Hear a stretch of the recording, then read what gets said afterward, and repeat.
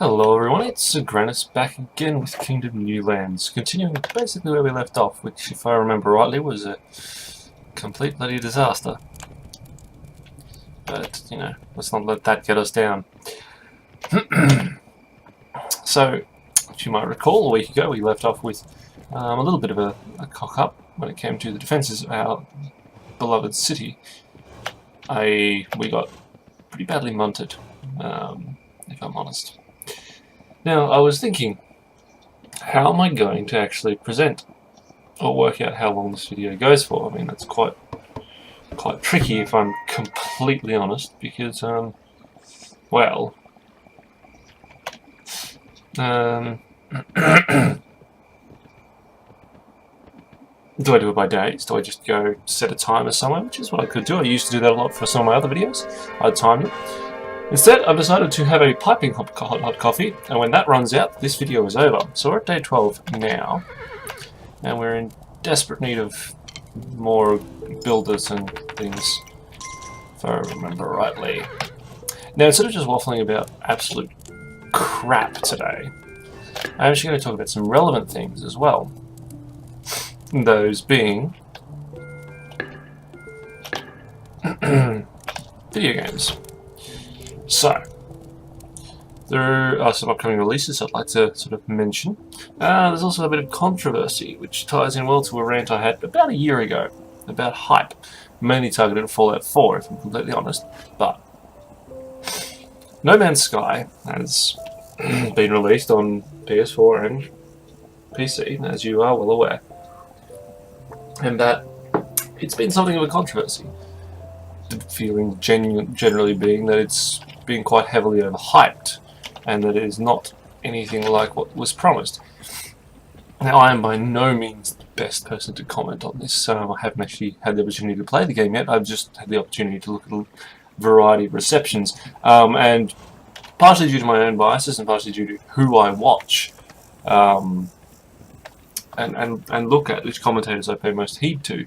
Of course, it lends me to take a certain stance, along with my personal opinions on hype. So I'm going to talk about Fallout 4 and No Man's Sky for this one because, well, both need to be discussed, I feel. Total Biscuit, the Cynical Brit, released a video only a few hours ago, actually, discussing the actual hype elements of No Man's Sky, and Jim Sterling did something similar not long before. And both commentators have very valid points on the issue of hype in games, and the issue of how we respond after hype. Now, just want to caveat this one by pointing out that I have no issues whatsoever if you get hyped up about a game. I think that's actually awesome.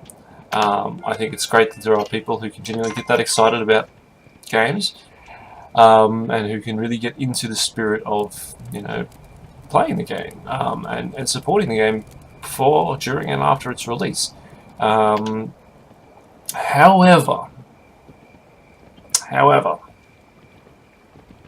it can be harmful for a couple of reasons, actually.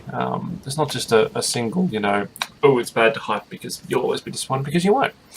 There are people, and I've spoken to someone who works in a video game store, and this person's actually told me that No Man's Sky has been a bit of a weird one. It's been very 50-50. This person thinks that about half of all of the people who've bought No Man's Sky from the store that they work in have basically come back and said, oh my god, this is the most amazing game I've ever played, it's the game of the year, fantastic. And to those people I say, that's great, I'm glad you got that level of enjoyment out of a game. I don't care what game it is, if you can enjoy a game that much, go you. Now, the thing is that the other half have all returned the game. Now, normally with a game, you have one end of the spectrum where they're like, best game in the universe. It's probably, I'd say, between, just as a rough guess, 10 and 15% of all people who buy games probably take that stance. But, and this is very interesting, normally you then have 10 to 20%, I'll be honest, there's usually more negatives than positives in the industry. 10 to 20% who say this game is crap, return it, I don't want it, it's terrible, it didn't entertain me, it's poorly done, it's poorly optimized, whatever. But the rest of the people who own the game don't give a toss. They're honestly not that fast.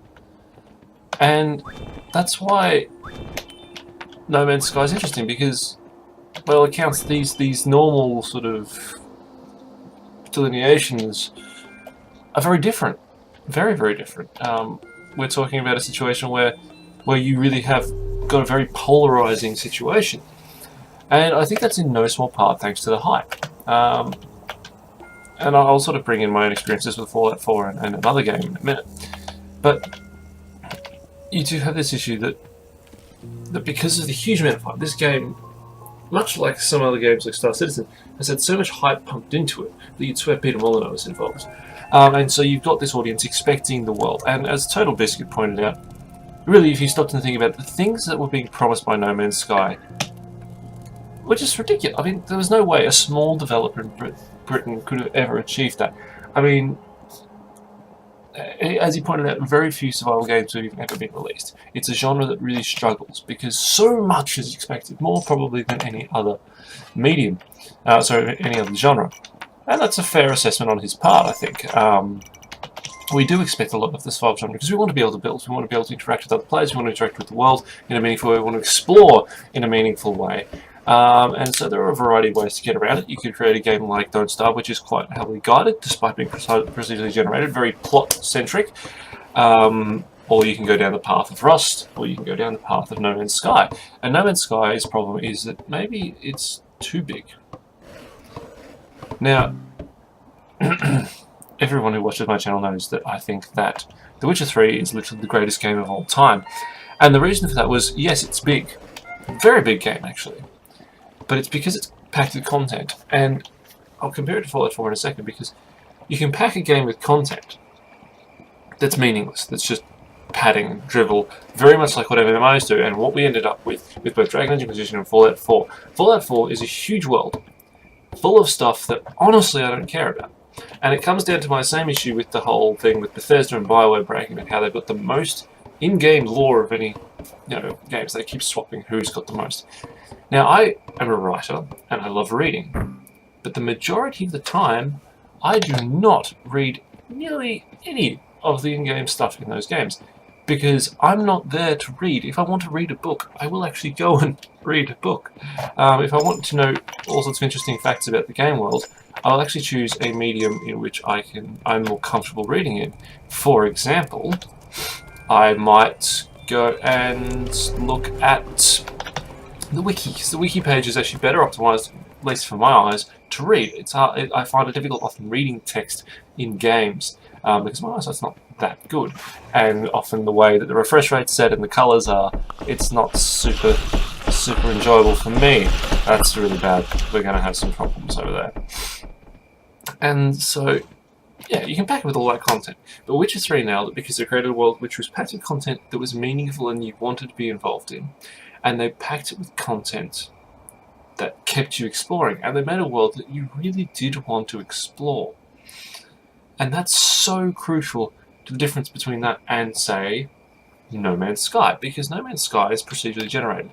And as I know from some discussions that I've watched and seen, these discussions actually pointed out that while it's procedurally generated, they put very close controls on how the planets are generated, so you didn't get extreme planets which you couldn't land on, and there are no gas giants. And that actually, I understand the sentiment that, ooh, well, we need to be able to explore all the planets. But at the same time, they've also created it so that only, I think, 10% of the planets are really quite diverse ecologically. You've got a full span of planets all the way from deserted through to ecologically diverse, but you can land on all of them, and you can go to all of them. But why? You've got 18, I think it's 18 trillion worlds? Correct me if I'm wrong. Why do you need every planet to be visible?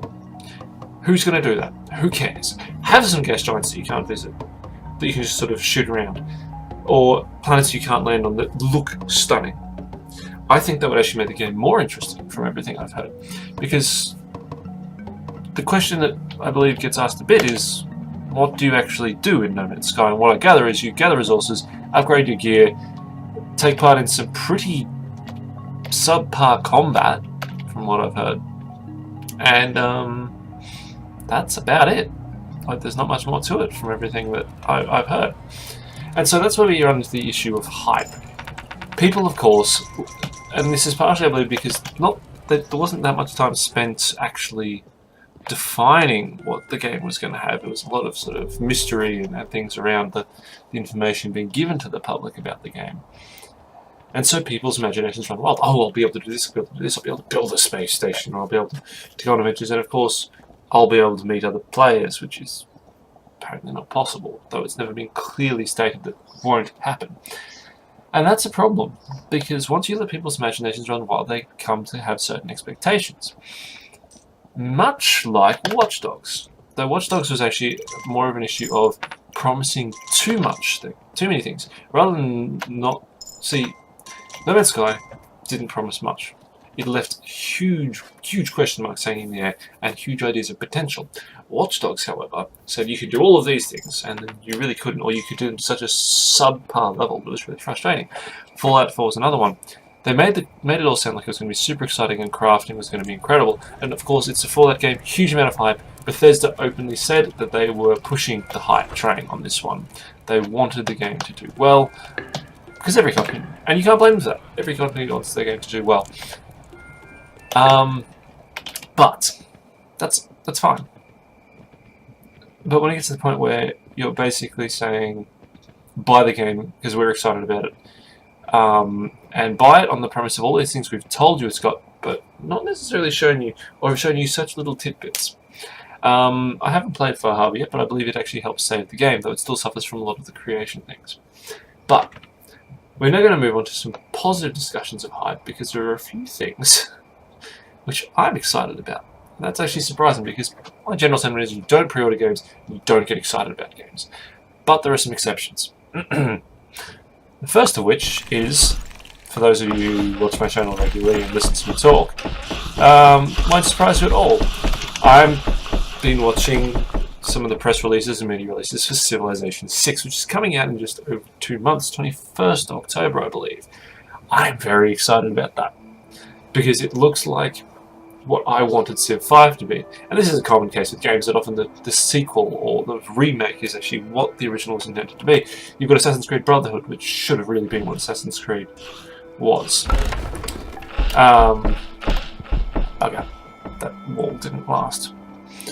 And yeah, so Civ 6 looks like it's going to be what Civ 5 should have been, and that's a very exciting thing.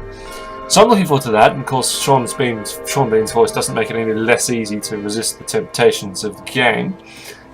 Have some coin, some coin.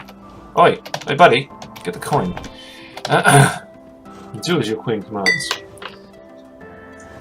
So I am of course going to be getting Civ 6, and you'll probably even see me playing it. I doubt I'm going to get a review code. At the moment I'm a bit too much of a small fry to get my hands on big game review codes. And yeah, so my general feeling is that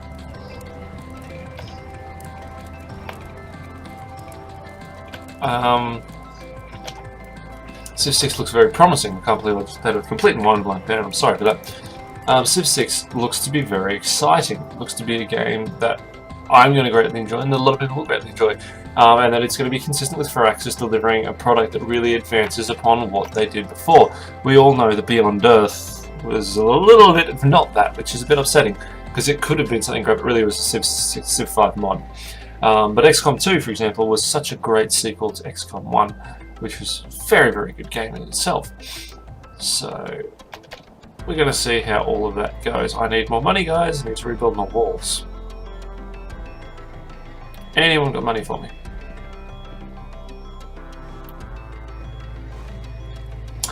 Now, following that, and we're about halfway through the Coffee meter, the next game that I'm going to be excited about is Transport Fever, and I know that if some of my friends are watching this, there was a groan there. I know some of you are very confused as to my love of the Train Fever game, because you don't see the point of it, but I do. Transport Fever is the sequel to Train Fever, which is basically going to be amazing. Train Fever focused around mostly trains, but also a little bit of road vehicles. But now we get to the exciting stuff. Now, Transport Fever includes boats and planes as well, so it's going to be even more exciting and diverse than its predecessor, and that's coming out hopefully towards the end of this year.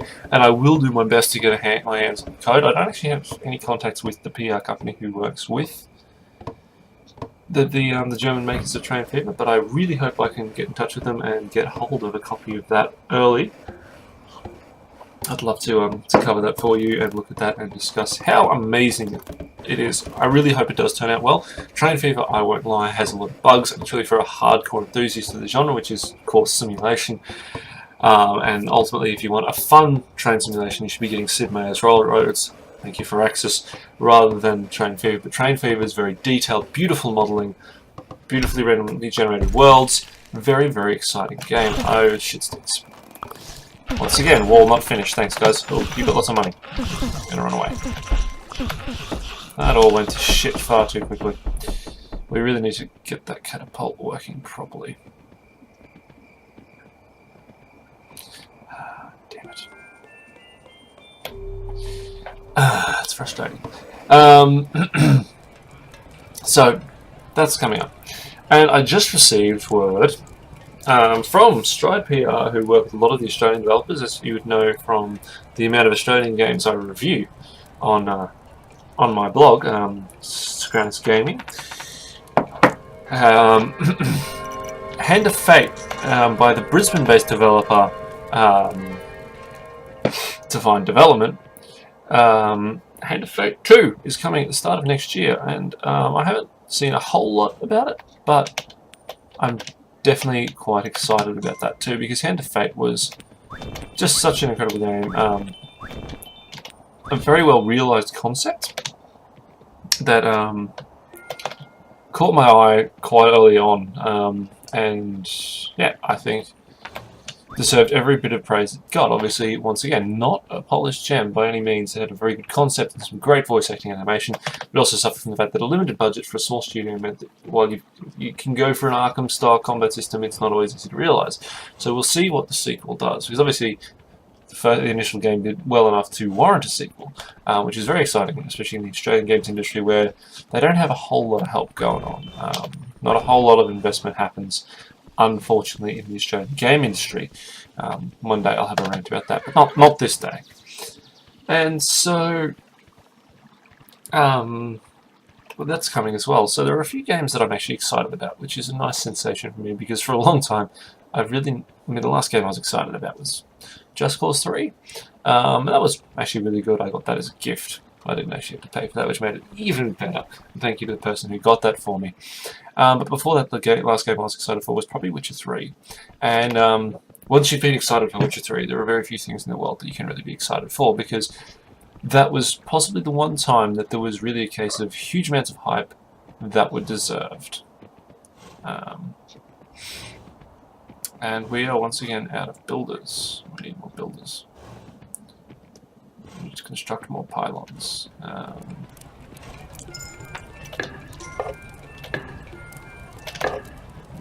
Spend the last on some archers. So yeah, we have this sort of situation where the rest of the year is looking pretty promising. I'm hoping to get my hands on all of those games, finances and such like allowing, and we are going to get horribly crushed. I almost want to finish my coffee really quickly.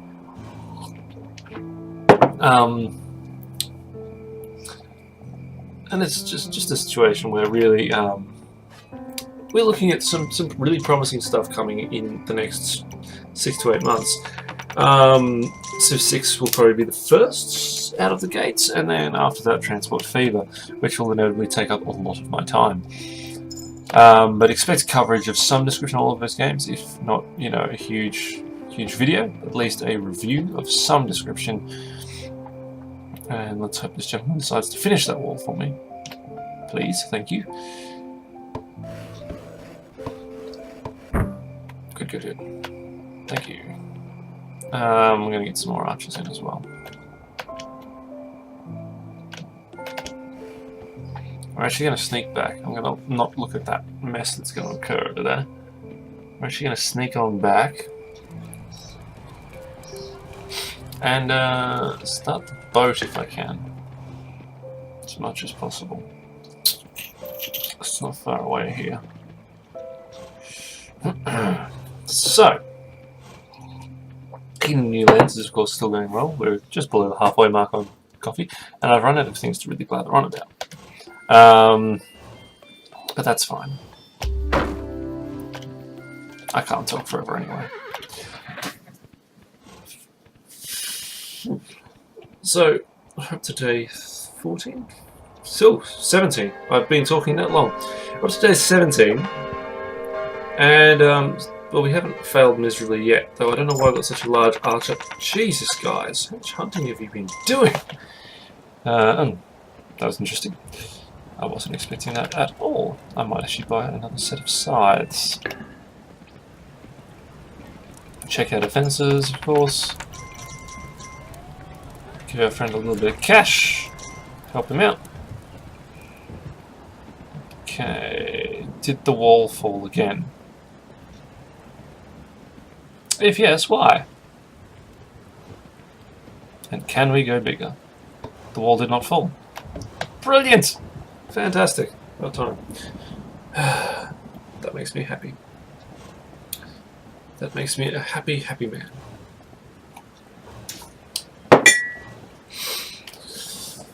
So, impressions so far of Kingdom New Lands.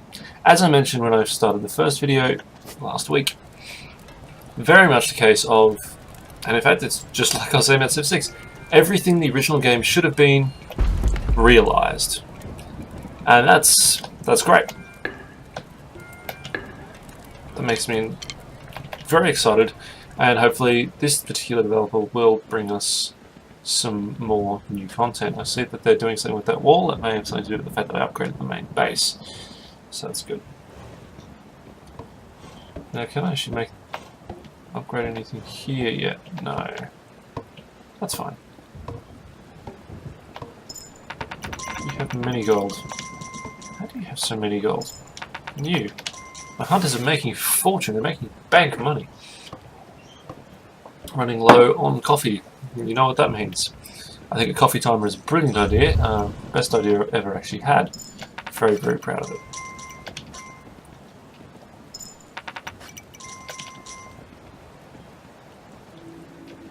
Can't build another catapult. A shame.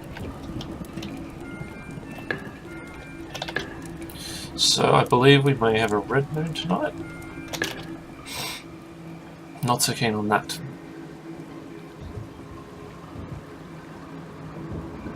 But let's go and dump a lot of money into the building of this ship, hey?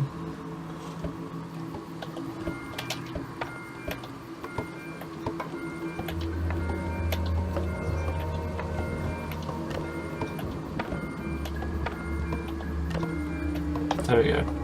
That's enough to be going on with. And time's actually ticking away on us. With lots of eerie music to get things really creepy.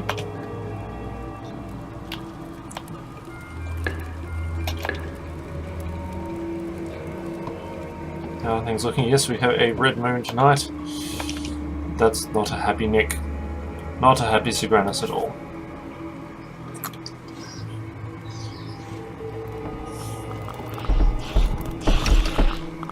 I love my catapults.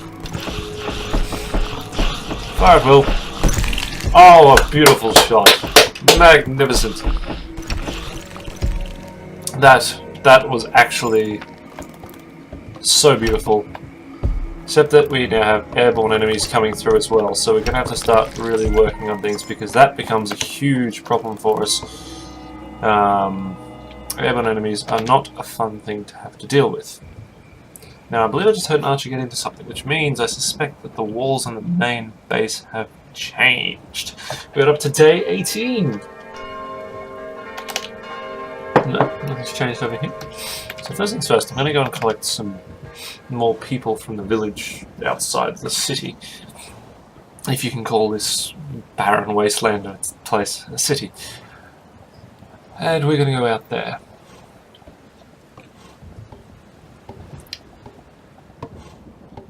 Well done, guys. I am incredibly proud that you survived that particular battle. Pleased beyond measure. Thank you for your hard, diligent work.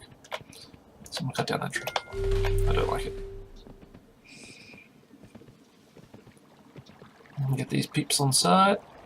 Wherever they are, they're far away out. Why would you not move closer to the safety of the walls? And why do I just allow people to move in on it? Obviously, I'm the most heavily fortified location around. Why would you not want to be part of that? It's not like I've built a wall to keep them out. I'm not Donald Trump. So, let's see if we can get to day 20 on the dregs of my coffee. As we push back in, and we really want to get that boat finished, because I want to see if we can actually get off this land today. So otherwise you're going to be waiting another week. That's a bit cruel of me, I feel. Trust me, I can be crueler.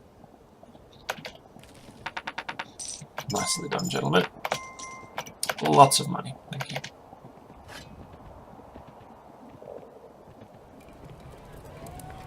Oh, do you have money for me? You do. What a good chap. Right. Do you have money? You do. Good, good. Do you? Yes, you do. Do you? No. You're fired. Someone build me a bridge there. I'm sure I don't really need it, but it'd be nice to have one. And then we're going to go and drop some more money on the boat. So it's getting close to completion. This should actually be enough money to get it done.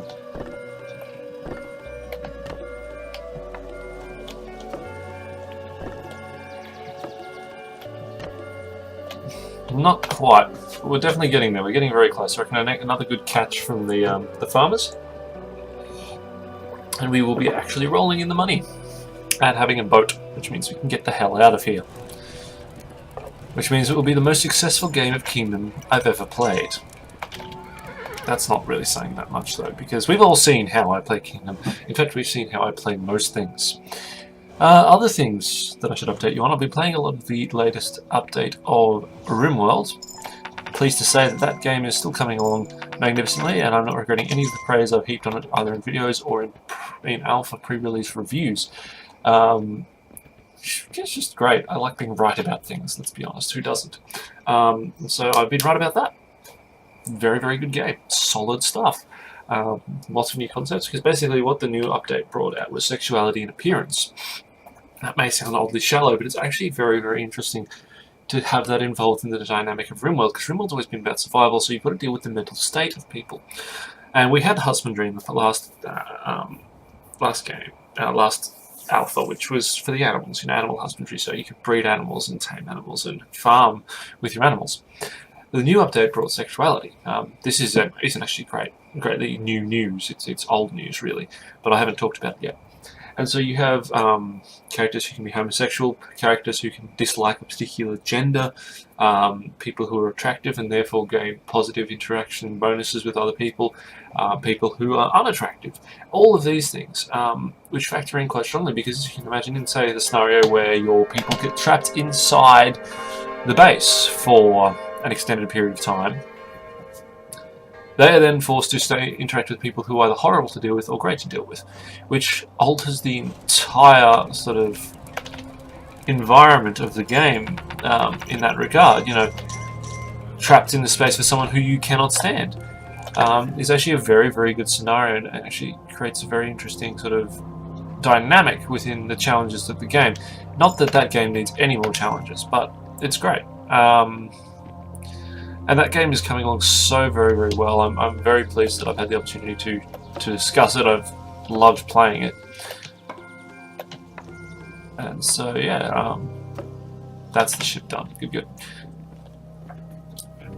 And so, yeah, I think that RimWorld will be a game that is fantastic. I want it. However, looping back to almost an hour ago, I think now, you might recall what I was saying about the fact that survival games don't get finished.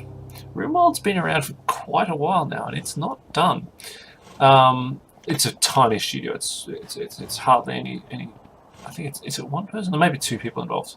I'm not quite sure how they've arranged everything, but yeah, you're in a situation where teensy weensy studio is doing this amazing stuff, and of course it's taking its time, but it doesn't invalidate what commentators like Total Biscuit and Jim Sterling have said. Survival games don't get finished. There's so much expected of them, and of course every time you add new things, people expect you to add more. Like, I mean, RimWorld, they've added sexuality, and they've added animal husbandry, so people are expecting that next you're going to see something like, say, human offspring. Of course, the pace of the game means that you'd be waiting an awfully long time for these things. I mean, it's literally, you have to pay for a long time for someone to age up a year. I don't think it's quite day for day, but you get the idea. It's not going to happen overnight.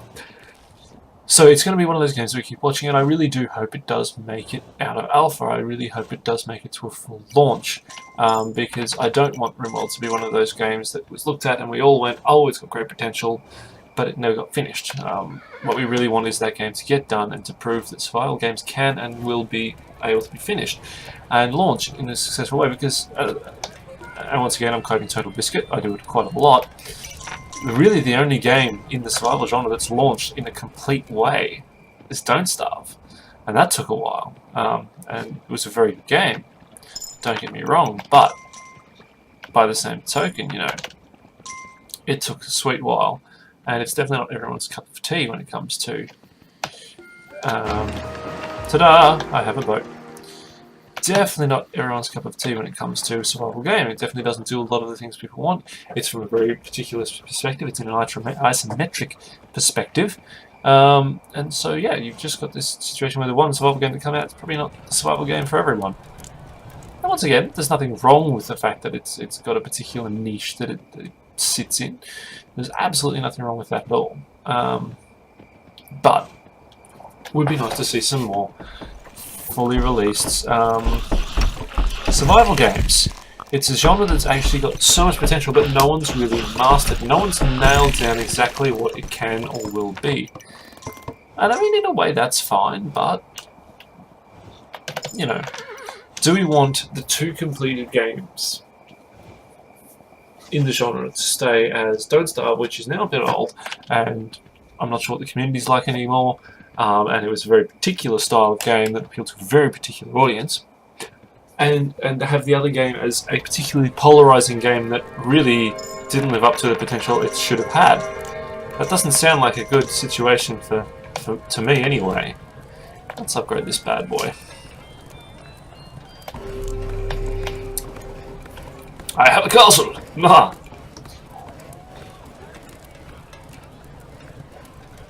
We are... Oh, that's exciting. Isn't that a pretty castle? We are very much running out of coffee, ladies and gentlemen. But I'm tempted to actually push on through the lack of coffee even, to wrap things up on this land. See if we can get to a new land, which means that, of course, more content for you. In fact, let's go see what the boat's doing. Here's one boat. Early. So, yeah, we're in a situation, definitely, where we could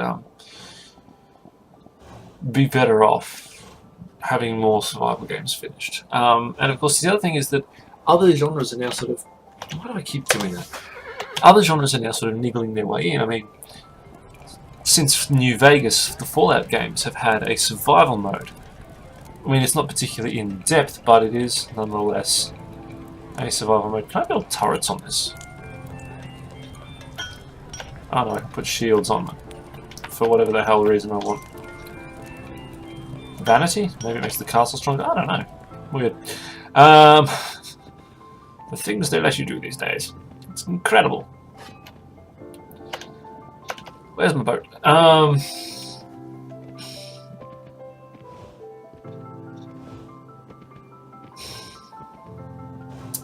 So Fallout 4 grabbed a lot of stuff from the genre of survival.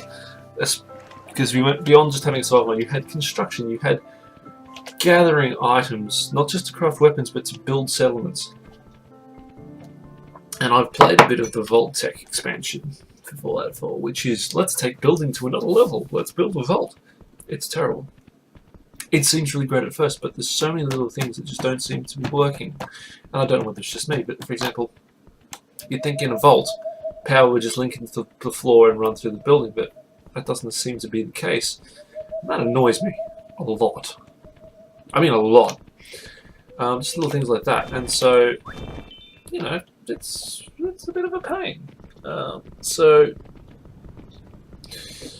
I think the issue is that Bethesda realised how incredibly successful the survival genre is at getting hype, because it's one of those few genres where people look at it and go, look at the potential, look at all of the things we can do. Like, I mean, I am one of those people who looked at games like Rust and went, what if you could team up with people and build an actual functioning settlement where you had people from all around the world, so at no point was the settlement empty when people were offline. You'd always have a couple of people online looking after things, protecting it, farming, gathering resources, whatever. And I think that's great, because I think that's a great potential to have. But should a single-player game be jumping onto that hype train and stealing the hype for survival games, even though, let's be honest, Fallout 4 already had enough hype being a Bethesda game and being a Fallout game? You know, did they need more hype? Realistically, I'd argue that they did. Dragon Age Inquisition didn't go quite as far, but it still did a lot of the crafting crap that became very tedious. That's going to take a while, isn't it? And that really upset me too, because, quite simply, it would have been nice if we were in a scenario where a single-player game tried to stand on its own merits. I mean, Dragon Age Inquisition game, like Dragon Age games, always, excluding 2, were good games. Very good games. So why did it need to add really new content that didn't actually lend itself that well to the thing? It added time consumption because, you know, it claimed that you could take this many hours to play through the game. Yeah, sure, that's great. But at the same time, you sort of go, hang on. But why? Why am I doing these things? Why should I need to pad out the game with all this additional fetch and carry crap? Really, the game should be able to be that long on its own merits, on its own plot and gameplay, not things jammed in the side. Oh dear, something went horribly wrong over here, didn't it?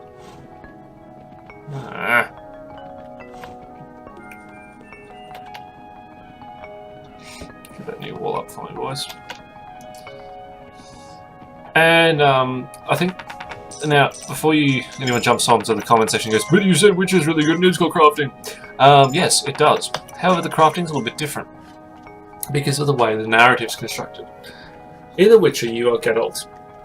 You are one man. You end up being the savior of the world, but you're one man with a particular task. You're a monster hunter, so you're... Oh, I see. You get knights that way. That's cool. I want more people. I want more knights. So I don't know how you got knights in this game. So the things that you craft in The Witcher very much revolve around who Geralt's character is. So of course he's going to spend a lot of time gathering special ingredients from things he kills for weapons to increase his monster killing potential. And same with armor, and same with potions. Whereas Dragon Age Inquisition, you gathered lots of mundane resources to sort of be able to craft some stuff. But it created a ludonarrative dissonance, well, that the entire game did for various reasons, like the simple fact that you're the head of the Inquisition. You're not some random hero, you're the head of the Inquisition. So many of these resources should be accessible to you without you having to go out and get them yourself. Why are you going to everything? Why can't you send other people to do things? Of course, at some level you could, but you had to go and do all of these fetch and carry quests. It really doesn't make sense for the head of a huge paramilitary organization. It doesn't make sense for them to be doing it. Really, someone else should probably be doing it. And that's kind of where I took issue with Dragon Age. And it's much the same with Fallout. I mean, you set up a settlement. The settlers don't do that much to look after themselves. You have to go and look after the settlement all the time. As a member of the Minutemen, every time a settlement gets attacked, you have to go and do it, even though you're literally the general of an army. I mean, it doesn't make sense. There's a huge sort of hole in the narrative there. And that's the sort of thing I'm talking about with these new elements that are getting chucked into games to pad them out. I'm okay with the elements as long as they're made to fit and make sense and don't detract from the rest of the game. But in Inquisition and Fallout 4, it was very much a scenario where it did detract from the game. By the way, it's winter. Whereas Witcher 3 incorporated it in such a way that it was enjoyable. And to unlock the Master Craftsman, you did a special quest that was interesting. And that's the thing. It's the care taken by the developer to do something. The care taken by the developer to create a world that is cohesive. Like this, in fact, King New Lands has been done so. It's very simple on many levels, but it's been done in such a way that it makes a lot of sense. There's a lot of logic behind everything that goes on in the game. We're now at day 22. We've actually done 10 days in this video, and we're out of coffee. So if the boat's not there, we may be waiting for next week. But everything seems to fit within the gameplay and the narrative of the game.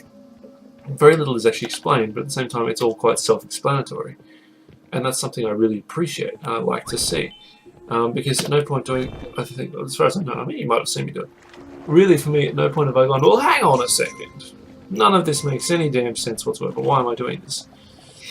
And so yeah, that's just the case for this game. That I feel really we're looking at a game that has stayed true to its concept. And that's another thing.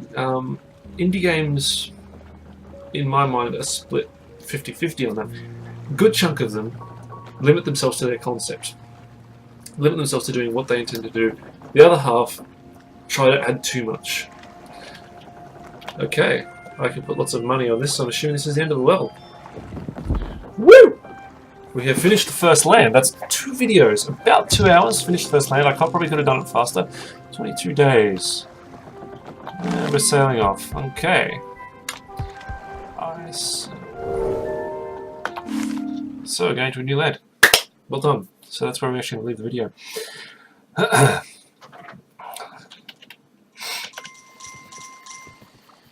We have many golds. Where are we going? Over this way. It's all looking a bit samey so far, but whatever. Okay, hey guys, join the kingdom.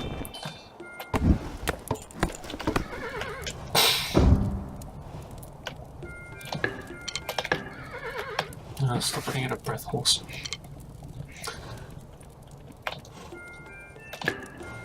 It's nice to know your gold carries over too. That's very nice.